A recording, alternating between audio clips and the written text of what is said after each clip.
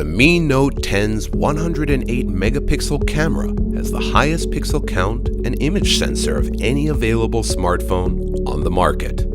But what does all that mean for you? Let's break it down by comparing a sensor to a forest. In this forest, each tree represents a pixel. The total number of trees represent the size of the photo. The quality of the wood from the trees represents the quality of the photo. Under the same light conditions, some trees can produce high-quality wood, but the total amount of wood is not high.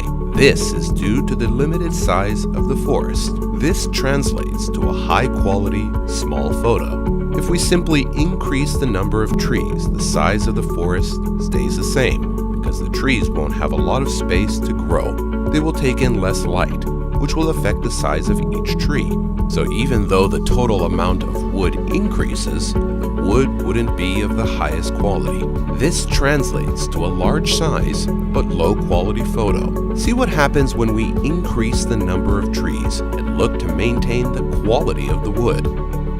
We need to expand the size of the forest so that the trees can take in more light. It's just like Mi Note 10, large image sensor and 108 megapixels. This means more details and higher quality photos.